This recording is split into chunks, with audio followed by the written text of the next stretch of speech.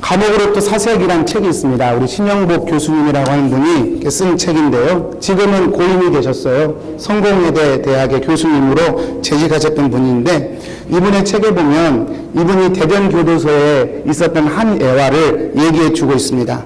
대전교도소에 있을 때 이제 동료 감방들과 함께 이렇게 동료 수감 생활을 하는데, 화장실이 한 개인데 이 화장실이 고무줄로 되어 있어서 화장실을 열었다 그냥 내버려두면 쾅쾅 하고 화장실이 닫히는 그런 구조였다고 합니다. 근데 문제는 밤에 화장실에 갔다가 나올 때는 항상 이 문이 쾅쾅 닫히지 않도록 손을 내밀어서 그 문을 잡아주면서 소리 안 나게 닫아주는 게 그 감방 내에서 이루어졌던 상식이었다고 합니다. 그런데 이 상식과 달리 한 죄인 동료 한 명이, 죄수 동료 한 명이 화장실만 들어갔다 나오면 문을 쾅쾅 닫는 것입니다.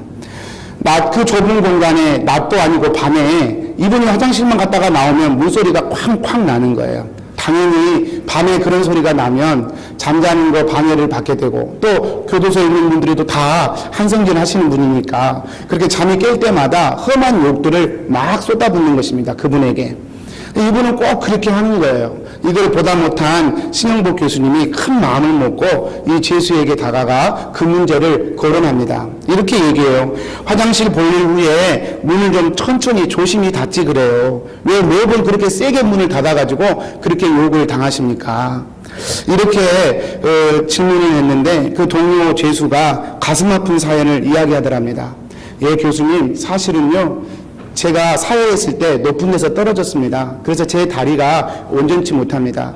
제가 화장실에서 1분 더 쪼그앉아 있어 일어나면 제 다리가 마비가 됩니다. 그래서 그 다리를 손으로 이렇게 끌고 나오다 보면 확 닫히는 화장실 문을 제가 잡을 틈을 늘 놓쳐버립니다. 이 얘기를 듣고 신영 교수님이 아차 싶어서 다시 이렇게 말씀했다고 합니다. 아니, 그러면 그 사연을 다른 분들에게 이야기하지 그래요. 그랬더니 이분이 이 신 교수님에게 평생 가슴에 남을 말을 했다고 합니다. 교수님, 없이 사는 사람들이 어떻게 일일이 그렇게 자기 사정을 다 이야기합니까? 그냥 욕먹고 사는 것이지요. 이 얘기를 하더라는 거예요. 그래서 왜 그러냐라고 다른 사연을 알아봤더니 이분이 사실은 사회에 있을 때 절도범이었대요. 그래서 이렇게 높은 데 올라가서 훔치고 또 지붕을 타면서 이렇게 도망가고 그랬는데, 어느 날 그 지붕을 타고 도망가다가 실수로 지붕에서 떨어진 거예요. 그래서 잡혔는데 그러면서 다리를 크게 다친 것입니다. 겉으로는 이렇게 표시가 안 나는데 안에 뭐가 다친 모양이에요. 그때부터 그렇게 다리가 불편한 일이 발생했다는 거예요. 그래서 자기가 왜 문을 꽉 못 닫는지 설명하려고 그러면 다리 마비를 설명해야 되고, 다리 마비를 설명하려고 그러면 자신이 예전에 절도범이었다는 사실을 또다시 얘기해야 되기 때문에 그 슬픈 과거를 얘기하는 것 자체가 그분에게는 두려움이고, 또 한 가지는 그렇게 얘기한다 한들 동료 죄수들이 그렇다고 그렇게 이해할 가능성이 매우 낮다는, 괜히 자기의 어두운 과거만 한 번 더 드러날 뿐이라는 그런 두려움에 차라리 그냥 교양 없이 화장실 문 꽝꽝 닫는 사람으로 취급받는 길을 선택했다는 것입니다. 이 사건을 계기로 이 신영복 교수님은 인생의 좌우명을 책임담을 기초로 해서 하나 만들게 됩니다. 그것이 바로 대인추풍 지기추상이라는 말이에요. 이런 뜻이에요. 아무리 큰 타인의 잘못을 보더라도 기본적으로 대할 때는 봄바람처럼 따뜻하게 대하고, 자기 자신이 아무리 죄가 없는 것처럼 느껴도 자기 자신을 대할 때는 가을날 서리처럼 차갑게 대해라. 대인춘풍 지기추상. 참 이분은 이것을 삶의 가치관으로, 삶의 그 목표로 삼고 그렇게 생을 사셨다고 합니다. 여러분, 어쩌면 이 이야기가 우리 하나님을 믿고 예수 그리스도를 닮아가는 저와 여러분에게도 앞으로도 그렇고 지금도 그렇고 앞으로 계속해서 이루어가야 할 인격과 성품의 봉우리가 아닐까, 그런 생각을 해보게 됩니다. 계속해서 갈라디아서 말씀을 통하여 믿는 사람들은 이렇게 살아야 한다라는 말씀을 요즘에 살펴보고 있습니다. 오늘 본문도 사도 바울이 성령을 따라 사는 사람은 이렇게 살아야 된다, 복음을 너희들이 믿는다면 이런 열매를 맺어야 된다라는 차원에서 본문의 말씀에 권면과 당부의 말씀을 하고 있는 것이죠. 여러분, 성령을 따라 사는 사람이 어떤 열매를 맺어야 될까? 오늘 말씀을 통하여 첫째도 겸손, 둘째도 겸손이라는 제목으로 하나의 말씀을 살펴보도록 하겠습니다. 세 가지만 정리해드리고 싶어요. 첫 번째는요, 다른 이의 허물을 통해 나의 허물을 볼 수 있어야 한다는 거예요. 오늘 1절 말씀입니다. 우리 같이 한번 읽어보겠습니다. 시작. 형제들아, 사람이 무슨 범죄한 일이 드러나거든 신령한 너희는 온유한 심령으로 그러한 자를 바로잡고 너 자신을 살펴보아 너도 시험을 받을까 두려워하라. 교회 공동체든 가정 공동체든 어디서든 누군가의 허물이 드러나거든, 반복적으로 확실히 드러나거든, 그 범죄한 일에 대해 그냥 지나가지 말고 온유한 심령으로 그러한 자를 바로잡아라. 사도 바울이 권면합니다. 그러나 그것만 말하지 않고 그와 동시에 너 자신을 살펴라. 너 자신을 살펴서 너 자신에게도 그런 허물이 있는지 없는지를 두려움으로 점검하라. 그렇게 권면을 해요. 제가 한문을 잘하는 건 아닌데 책은담을 보다 보니까 더 비슷한 이야기가 있어서 한 개 더 소개해 보겠습니다. 이런 표현이 있더라고요. 책임자, 원무가업, 유가지중, 즉정평. 무슨 뜻이냐면 다른 사람을 책망하는 사람은 그 사람의 죄 있음 중에도 죄 없음을 헤아린다면 측정평, 마음의 평안을 얻을 것이다. 책기자, 구유과업, 무가지중, 측정덕. 다른 자기 자신을 책할 때는 비록 죄가 없다고 생각될지라도 죄가 있음을 헤아린다면 그 사람은 덕을 쌓게 될 것이다 라고 하는 말이었어요. 참 적절한 표현이라 생각합니다. 여러분, 다른 누군가의 잘못을 보았을 때 그 잘못을 보면서 그 잘못에 매달리고 비난하고 공격하기보다는 그 사람의 잘못을 보면서 혹시 내 자신에게는 그와 같은 허물이 없는지를 헤아려 보라, 그 말입니다. 여러분, 이것이 세상 사는 이치이고 신앙인이 쌓아야 할 덕목이라는 것이죠. 여러분, 왜 그럴까요?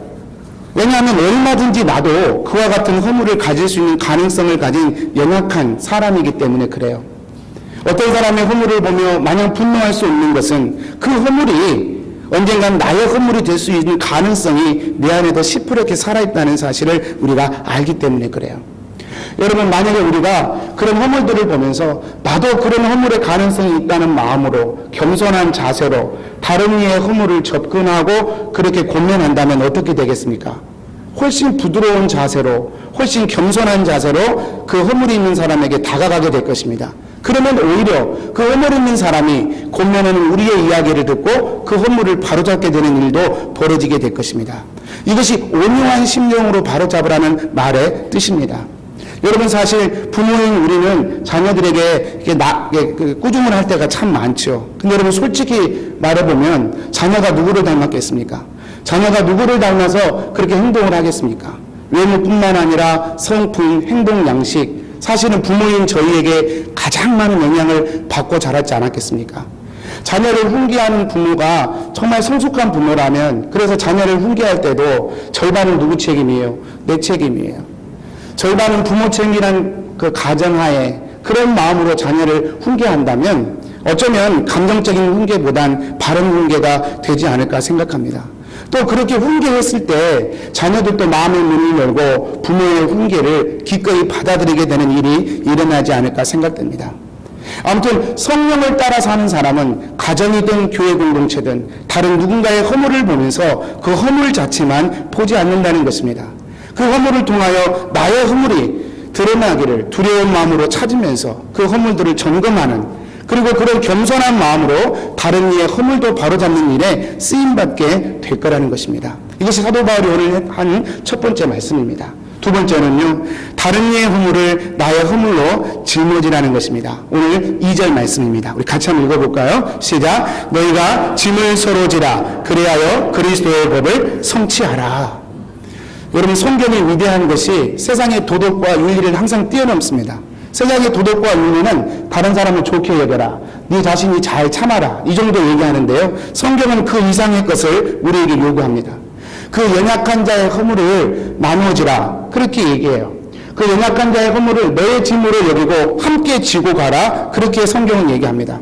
이 2절에서 말한 너희가 짐을 서로 지라, 여기서 말한 짐이 1절에서 말한 그 범죄한 자, 허물이 드러난 자의 허물을 얘기합니다. 그분의 허물을 나의 허물로 여기고 함께 지고 가라, 그렇게 성경은 우리에게 얘기합니다. 여러분, 왜 그럴까요? 왜 우리는 그렇게 살아야 될까요? 성령을 따라 사는 사람은 왜 그렇게 해야 될까요? 그것이 그리스도의 법이기 때문에 그렇습니다. 여러분, 이것은요, 뒤집어 놓고 보면 그리스도의 법을 모르면 죽었다 깨어나도 흉내낼 수 없는 그런 삶이에요. 그리스도의 법을 아는 사람은 이런 삶을 살아가게 되어 있다. 사도 바울은 얘기합니다. 정말 놀라운 일입니다. 그리스도의 법을 체험하고 경험한 자만이 할 수 있는 신비한 원리입니다. 구약 성경을 보면 수많은 그런 선지자들, 다니엘, 에레미야, 이사야, 또는 에스겔, 이 많은 선지자들, 사무엘, 이 모든 선지자들의 특징은 자기는 하나님 앞에 서려고 바로 서려고 예를 쓰지만 동시에 이스라엘 민족의 죄악을 자기의 죄로 인식하고 하나님께 기도하고 엎드렸다는 공통점이 있습니다. 다니엘 9장을 보면 다니엘이 마치 이스라엘의 총리나 대표라 되는 것처럼 그렇게 대표자가 되어 하나님께 기도하는 내용으로 이 다니엘 9장 전체가 채워져 있어요. 제가 두 구절만 그냥 샘플로 한번 보여드리는데요. 다니엘 9장 전체가 우리 이스라엘이 주께 범죄했습니다. 우리 조상들이 주께 범죄했습니다. 주님, 이 이스라엘을 불쌍히 여겨주십시오. 긍휼히 여겨주십시오. 라고 하는 기도를 다니엘이 하고 있죠. 하나님은 그 기도를 들으시고 이스라엘의 죄를 용서해 주시죠. 여러분, 성령을 따라 사는 사람은 공동체의 죄악이든 누구의 허물이든 그 허물을 타자의 것으로만 치부하지 않는다는 것입니다. 중국에서 중국 한자가 상형 문자죠. 이렇게 만드는 거죠. 모양을 보고. 그래서 크다라는 말을 어떻게 만들까 그 한자를 만드신 분들이 고민을 했다고 합니다. 그러다가 어떤 한 분이 크다는 한자를 사람 인자변에 큰 짐을 지고 가는 사람으로 표현합시다 라는 제안을 했대요. 그리고 그 의견이 서로 모아졌답니다. 그래서 클 때 대자를 보면 사람 인자에 큰 짐을 지고 가는 모양. 여러분, 크다는 것이 무슨 뜻이냐? 큰 짐을 진다라는 뜻입니다. 큰 사람이 어떤 사람이냐? 큰 짐을 지고 가는 사람이 큰 사람이라 한자는 그렇게 해석한다는 것이죠. 여러분, 세상 모든 사람은 자기의 짐을 내려놓기를 원합니다. 다른 사람의 짐은커녕 내가 지는 짐도 할 수만 있다면 다른 사람과 나누고 싶은 것이 우리의 본능이고 우리의 마음입니다. 근데 바울은 거꾸로 얘기하는 거예요. 내가 질 짐은 당연히 지고 다른 사람의 짐도 마땅히 나누어서 지는 사람이 되라. 그래서 그리스도의 법을 성취하라 이렇게 말씀합니다. 제가 이렇게 말씀드리니까 여러분의 표정이 한없이 어두워져요. 어찌할까? 여러분, 왜 그럴까요? 아니, 하나님 무거워 죽겠는데 왜 또 이런 짐까지? 여러분, 왜 그럴까요? 왜 우리는 그렇게 해야 될까요? 아니, 어떻게 이렇게 할 수 있을까요? 그리스도의 법이 우리에게 그렇게 말씀하기 때문에 그렇습니다. 여러분, 바울은 갈라디아서에서 쓴 편지를 가만히 보면 한 가지예요. 한 가지 얘기밖에 안 합니다. 존재가 은혜로 바뀌는 것이다. 은혜로 존재가 바뀌는 것이다. 은혜로 존재가 바뀌었으니 그 존재답게 또한 은혜로 살아내야 된다. 이 말씀이 이 사도 바울의 일관된 말씀이에요. 구원은 은혜로 받고 성화는 자기 행위로 하는 것이 아니라 구원도 은혜로 받았으니 성화도 은혜로 되는 것이다. 사도 바울은 일관되게 얘기한단 말이죠. 여러분, 마태복음 11장 28절부터 30절을 한번 보시기 바랍니다. 우리 예수님이 하신 말씀이죠. 수고하고 무거운 짐진 자들아 다 내게로 오라. 내가 너희를 쉬게 하리라. 우리 주님이 우리 인생의 짐을 다 지셨어요. 그리고 말씀하셨어요. 초청하셨어요. 내게로 와라. 내게로 오면 너희가 쉬게 될 것이라 우리 주님 말씀하셨습니다. 여기에 앉아있는 우리 모두는 그 하나님의 초청에 예스, 아멘 하고 이 자리에 오신 분들이죠. 주님, 제 인생의 짐을 주님께 맡겨드리고 이제는 주님 안에서 쉼을 얻겠습니다. 그 믿음의 고백을 하면서 이 자리에 있는 분들이 저와 여러분인 것입니다. 그런데 여러분, 말씀을 가만히 보십시오. 그렇게 쉬고 있는 사람에게 우리 주님이 한 가지를 더 말씀하십니다. 그게 뭐냐면 주님의 멍에를 메고 주님의 짐을 배우라는 것입니다. 그리고 그 주님의 짐과 주님의 멍에는 쉽고 가볍다 말씀하십니다. 그리고 그 뒤에 뭐라고 말씀하시냐면 너희가 쉼을 얻을 것이라 그렇게 얘기합니다. 여러분, 말씀을 가만히 보십시오. 28절이든 30절이든 29절이든 이 둘 다 여러분 주님께 내 인생의 짐을 맡겨놓는 것도 쉬는 건데요. 동시에 주님의 멍에를 메고 주님의 짐을 지고 가는 것도 쉼을 얻는 것이라고 우리 주님 말씀하고 있어요. 이건 이상하지 않습니까? 둘 다 쉬는 거예요. 도대체 이게 무슨 말일까요? 이 갈라디아서 말씀하고 똑같아요. 구원을 은혜로 받았으니 성화도 은혜로 된다. 그렇게 얘기하는 거와 똑같아요. 주님께 내 인생의 짐을 맡기는 걸 구원이라고 한다면 이제 주님이신 사명을 붙들고 사는 것을 주님의 명예를 낸다는 것으로 표현할 수 있겠죠. 그런데 그 명예도 뭐라고요? 쉼을 얻으리라. 우리 주님은 쉬는 것으로 우리 주님은 표현하고 계시는 거예요. 여러분, 이게 도대체 무슨 얘기일까? 이것은 십자가 복음의 능력을 우리가 알지 못하면 사실은 이해하기가 매우 힘듭니다. 이게 십자가 복음의 능력이라는 거예요. 내 인생의 짐을 맡기는 것도 쉬는 거지만 주님의 부르심을 따라 다른 이의 짐을 나누는 것도 내게 쉼이 되는 그것이 바로 십자가의 복음이고 갈라디아서에서 사도 바울이 은혜로 구원받았으니 은혜로 성화되는 거라고 일관되게 얘기하는 그런 요점인 것이죠. 여러분, 바라기는 저와 여러분에게 이 사실이 좀 더 분명하게 열려지기를 간절히 축복하고 소원합니다. 이게 믿어지면 한 가지 사실은 분명해요. 뭐냐면 저와 여러분이 누군가의 짐을 지고 가는 것이 그 사람의 짐만이 아니라는 거예요. 내가 누군가의 짐을 지고 가는 것이 하지 않아도 되는 일을 쓸데없는 수고를 지불한다거나 오버페이를 하는 듯한 피곤함의 일이 아니라는 거예요. 왜 그렇습니까? 주님이 명령하신 그 일을 지고 가는 것이 주님의 표현에 의하자면 은혜의 쉼이요 축복이기 때문에 그렇습니다. 안 믿어지시죠? 여러분의 표정을 보니까. 그 다음은 따라 하실래요? 아멘. 이것이 열려지기를 바랍니다. 제가 얼마 전에 한국에서 어떤 분이 교회를 위해서 또 저를 위해서 기도를 많이 하셔요. 어쩌면 저보다 더 많이 하시는지도 모르겠어요, 요즘에. 이분이 간접적으로 저에게 한 가지 경험을 나누어 주시더라고요. 어느 날 킹슨 한인교회를 위해서 그리고 저를 위해 기도하시는데 신기한 경험을 하셨다는 거예요. 그게 뭔가 하니 이분이 기도하는데 마치 저를 위해 기도하는데 마치 당신이 제가 된 것처럼 순간적으로 그런 느낌이 들었다는 거예요. 그래서 마치 제가 저를 위해 회개하는 것처럼 그분이 제가 되어서 회개 기도를 하더라는 거예요. 그분이 마치 제가 킹선 한인교회를 위하여 애통하며 기도하는 것처럼 그분이 킹선 한인교회를 제가 되어서 위해서 기도하더라는 거예요. 본인도 깜짝 놀랐다는 거예요. 그분이 제 인생의 문제를 놓고 제가 기도하는 것처럼 제가 되어서 기도를 하더라는 거예요. 본인도 깜짝 놀랐대요. 어떻게 이런 일이 있을 수 있나. 나중에 기도팀하고 상담을 해보니 그게 기도의 축복이라고. 중보기도를 이렇게 하다 보면 하나님이 그런 은혜를 주신다. 특별한 차원의 은혜다라는 그런 조언을 받았다는 거예요. 여러분, 우리 교회를 위해 기도하는 게 한국에 있는 그분과 무슨 상관이 있습니까? 그분이 우리 교회 출석하는 분도 아니고 저도 그렇게 잘하는 분도 아닌데 우리 교회를 위해 이 부족한 목사를 위해 기도한다는 게 무슨 인간적인 이유와 원인이 있겠냔 말이에요. 그저 주님이신 마음을 받아서 순종함으로 기도의 짐을 지는 것이죠. 그런데 그게 뭐가 있어요? 새로운 차원의 은혜가 열리더라는 거예요.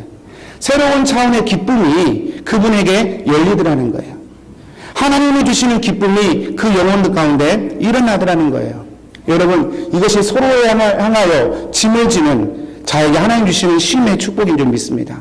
에베소서 4장 32절에 보면 사도 바울은 이렇게 표현합니다. 서로 친절하게 하며 불쌍히 여기며 서로 용서하기를 하나님이 그리스도 안에서 너희를 용서하심과 같이 하라. 서로를 불쌍히 여기라 그래요. 여러분, 불쌍히 여긴다는 말은 강자가 약자에게 어떤 수혜를 베푸는 걸 얘기하지 않습니다. 성경은 그렇게 불쌍하다는 단어를 쓰지 않습니다. 영어로 보면 compassion이에요. compassion이 뭐냐면 passion, 고통, common together예요. 컴패션은 그래서 그 고통을 함께 나누는 것입니다. 강자가 약자에게 어떤 적선을 하는 게 아니라 불쌍히 여긴다는 말은 아파하는 그 사람에게 함께 그 옆에서 그 짐을 나누는 것, 이게 컴패션이에요. 서로 불쌍히 여기라는 말은 이렇게 서로의 허물과 약점을 서로 나누는 자가 되라. 그래서 함께 주님의 법을 성취하라는 말의 뜻인 것이죠. 제가 어느 날 성도님 한 분이 제게 와서 마음의 상처를 말씀하셔요. 용서하기가 매우 힘이 듭니다. 용서해야 되는데 그 허물을 내가 받아야 되는데 참 쉽지 않습니다. 말씀하시는 분이 있으셨어요. 제가 그 얘기를 듣고 유기성 목사님의 한 이야기가 생각났어요. 제가 유기성 목사님을 하도 좋아하다 보니까 그 예화들을 좀 하게 되는데요. 유기성 목사님 교회에 한 장로님이 계셨어요. 이 장로님은 서울에서 큰 비즈니스를 하는 아주 성공적인 사업가였었습니다. 그런데 어느 날 한 사람을 친구로 뒀는데 그 친구에게 사기를 맞았어요. 그래서 갖고 있던 모든 회사를 다 잃어버렸습니다. 자기만 망한 게 아니라 그 빚이 자기 아들들까지도 이 빚이 전가되었어요. 그래서 그 빚을 갚느라고 그때도 고생을 하는 한 장로님이 계셨습니다. 이우정 목사님이 단에서 용서하십시다, 허물을 품으십시다 라고 설교를 해도 이분은 다른 건 다 은혜가 되는데 이 허물을 품으십시다 이 말에는 은혜가 안 돼요. 예스가 안 돼요. 아멘이 안 돼요. 여러분 이해되지 않습니까? 그 사람 때문에 내 비즈니스 다 망해버리고 가족이 다 망해버렸는데요. 마음의 응어리를 가지고 나는 그래도 용서하지 못하고 그리고 나는 품지 못한다고 그렇게 마음을 먹고 있는데 어느 날 이분이요 그렇게 원수 같은 사람을 만났더랍니다. 원수는 연안단에서 만난다고 만난 거예요. 만나서 이 장로님이 얘기한 거예요. 빚을 좀 빨리 갚으라고.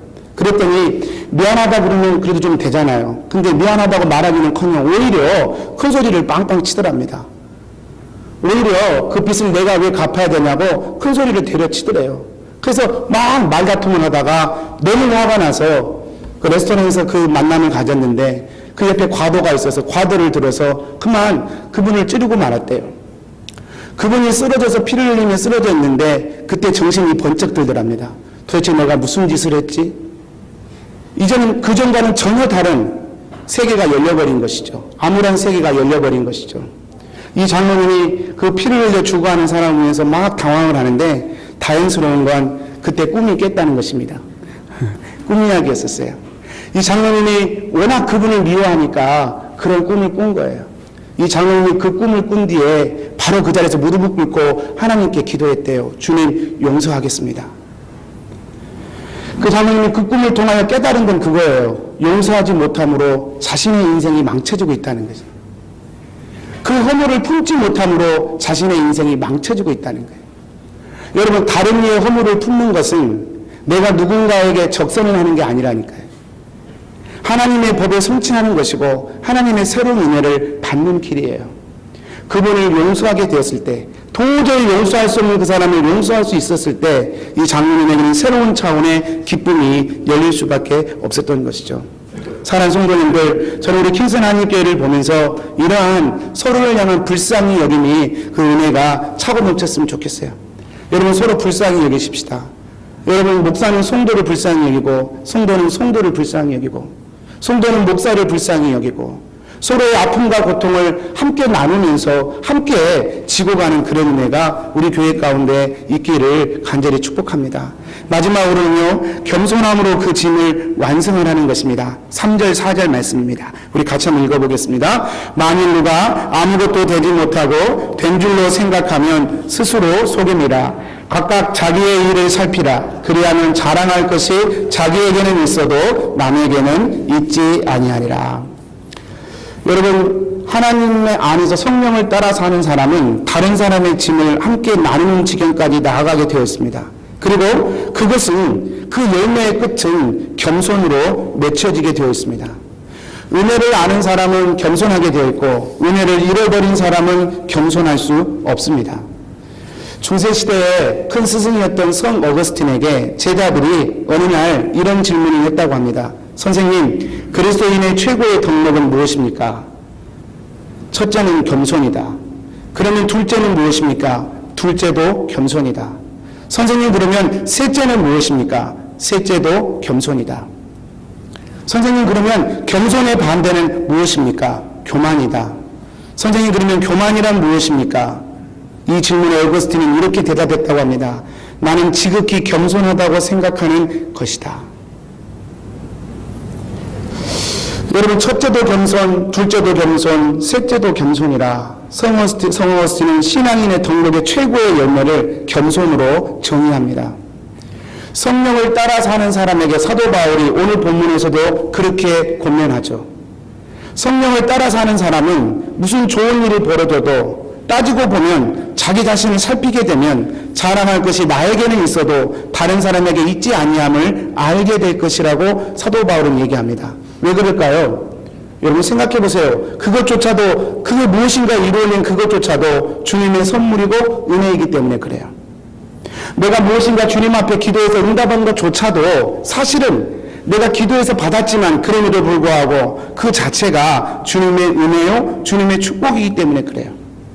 그래서 자랑을 하려고 하면 내가 내 자신에게는 할 수 있어도 다른 사람에게 그것을 나의 자랑 삼아 하지 못할 것이다. 사도 바울은 그렇게 얘기해요. 여러분, 만약에 우리가 내게 주신 모든 것이 은혜요 선물임을 깨닫지 못한 채 나는 하나님 잘 믿으니까 이런 복을 받았어라고 얘기한다면 그분은 아직 못했으면서 마치 무엇이 된 것처럼 스스로를 속이는 자가 된다. 사도 바울은 그렇게 얘기합니다.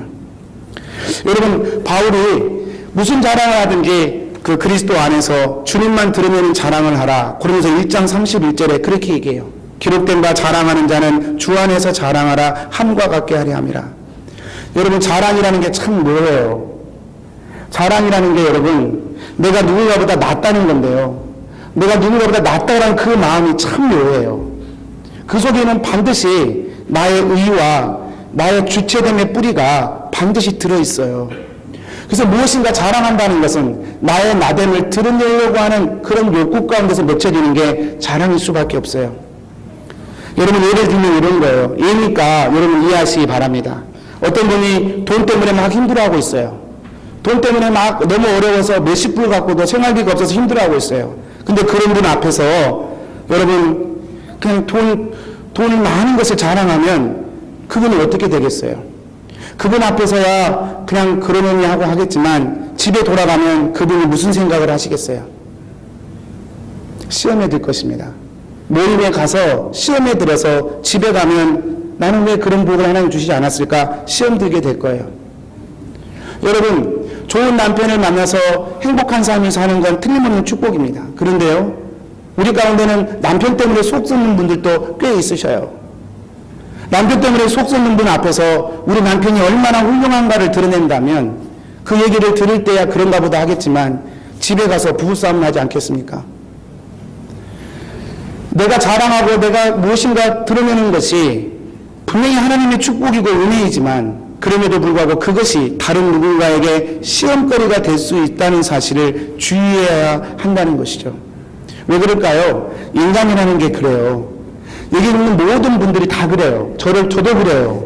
내가 자랑할 때는 신나요. 근데 남이 자랑하는 건 듣기 싫어요. 그래서 테이블에 앉아서 자랑할 때도 내가 자랑하고 난 빨리 일어나고 싶어요. 왜냐하면 그 이야기는 나랑 상관없는 이야기니까. 내 자식 이야기 자랑할 때는 시간 가는 줄 몰라요. 근데 다른 사람의 자식 자랑하면 그렇게 듣기가 싫어요. 내가 돈 어떻게 생긴 건 자랑하는 건 참 좋아요. 근데 다른 사람이 돈 버는 얘기는 그렇게 배가 아파요. 여러분, 나빠서가 아니에요. 우리 인간이 그렇게 이기적인 본능 가진 존재로 이렇게 살고 있기 때문에 그래요. 여러분, 사단은 그런 우리의 인간의 연약한 마음들을 여러분 틈타서 일하는 것이죠. 그래서 교회에 모이면 쓸데없는 자랑 때문에 시험에 들어요. 교회 모임에 모이게 되면 하지 말아도 될 자랑 때문에 한 영혼들이 시험에 들어요. 여러분, 참 조심해야 될 일이라고 생각합니다. 목사님, 그러면 내가 누구보다 나은 것이 이게 저주입니까? 그렇지 않습니다. 내가 다른 사람보다 나은 것은 틀림없는 축복이고 은혜입니다. 그럼에도 불구하고 그것을 삶의 기쁨으로 삼으려고 하는 우리의 마음의 태도는 경계해야 한다는 거예요. 주님의 은혜라, 주님의 사랑이라, 주님이 내게 더하여 주신 말할 수 없는 축복이라. 내가 나에게 자랑할 수는 있지만 다른 사람에게 자랑할 거리가 못 된다는 거예요. 사도 바울이 왜 이런 얘기를 했을까? 갈라디아서 6장 13절에 보면 갈라디아 교회가 왜 어지러웠는지 그 실체에 대하여 이렇게 말씀하고 있어요. 그들이 너희의 육체로 자랑하려 함이라. 여러 말들이 있어요. 율법주의다, 기복주의다, 신비주의다, 신앙은 오른쪽이다, 왼쪽이다, 진보다, 보수다, 여러 말이 있어요. 기도는 이렇게 해야 된다, 저렇게 해야 된다, 봉사는 이렇게 해야 된다, 저렇게 여러 말이 있어요. 그러나 여러분, 그 모든 말들을 한마디로 다 잘라버릴 수 있어요. 무슨 말이냐? 나를 드러내려고 하느냐, 주님을 드러내려고 하느냐. 기도 많이 해서 나를 드러낸다면 그게 육체의 자랑이에요. 봉사 많이 해서 나를 드러내려고 한다면 그게 육체의 자랑이에요. 내 모든 봉사와 헌신과 수고가 내가 가진 모든 하나님 주신 축복이 주님이 주신 은혜다 고백할 수 있는 자만이 복음의 은혜를 누릴 수 있는 사람이라는 거예요. 사랑 여러분, 우리 신앙의 결국 겸손입니다. 우리가 무엇을 해서 교만하다면 차라리 아니하는 게 낫습니다. 무엇을 해서 차라리 내가 누구보다 낫다고 생각하신다면 차라리 없는 이만 못합니다. 왜 그렇습니까? 신앙의 결국은 겸손이기 때문에 그렇습니다. 오늘 말씀을 제가 마치겠습니다. 말씀을 전하면서 제 생각 속에 저도 쓸데없는 자랑질을 설교하면서 몇 번 했던 것이 기억이 났어요. 죄송합니다. 여러분, 쓸데없이 자기 자신의 어떠함을 드러내는 그런 일들이 우리 교회에서는 점점 사라졌으면 좋겠어요. 자랑만 하지 않아도 싸울 일이 없습니다. 자랑만 하지 않아도 구태여 교회 문제가 생길 이유도 없습니다. 오늘 말씀을 마치면서 저는 바울서서 뒷부분을 항상 설교할 때마다, 에베소서도 그랬고 또 갈라디아서를 설교할 때마다 전반부는 복음에서 정리했지만 후반부는 항상 생활편으로 사도 바울이 그렇게 전개를 합니다. 이 생활편을 설교할 때마다 저는 제가 도덕 선생님이 된 듯한 느낌이에요. 오늘 설교도 아마 들으시면서 야, 참 좋은 얘기긴 한데 그게 우리랑 무슨 상관이 있을까? 좋은 얘기긴 한데 야, 참 이상적인 얘기다 라고 생각하면서 들으시는 분도 계실 거라고 생각합니다. 저도 그런 느낌을 받아요. 그렇지만 설교를 마무리하면서 제가 그런 소원을 한번 가져봅니다. 도덕적이고 이상적인 이야기입니다. 다른 사람의 허물을 보면서 내 허물을 비추는 것, 이게 참 쉽지 않은 일입니다. 다른 사람의 허물을 보면서 그 허물을 나의 허물로 여기고 같이 지는 것, 이건 정말 이상적인 얘기일 수 있습니다. 어떤 경우에도 겸손으로 내 허리를 동이는 것, 이건 역시 불가능에 가까운 이상적인 일일 수 있습니다. 그렇지만 저희가 그리스도의 복음을 정말로 믿음으로 사모하고 나간다면, 그래서 도덕과 윤리는 도저히 이상적으로밖에 될 수 없는 그런 상황이 그리스도 예수의 복음을 사모하고 믿음으로 나아가는 그 믿음이 있다면, 저는 하나님께서 우리 교회와 가정에 이 같은 놀라운 일들을 하나하나 이루실 것이라 기대가 되어집니다. 그리스도 예수의 복음에 내 영혼을 삽입시키고 주의 은혜 안에 주의 음안을 갈망하며 한 걸음 한 걸음 갈 때 누가 된다고 처음부터 말할 수 있겠어요? 나는 되었다고 누가 자랑할 수 있겠어요? 그렇지만 중요한 건 한 걸음씩 한 걸음씩 그렇게 십자가의 복음을 향해 한 걸음 한 걸음씩 옮길 때마다 주님 역시 우리 공동체와 가정을 이와 같은 은혜로 채워 가실 것입니다. 바라기는 그런 은혜와 축복이 저와 여러분 가운데 날마다 일어나게 되기를 바랍니다. 우리 기도하겠습니다.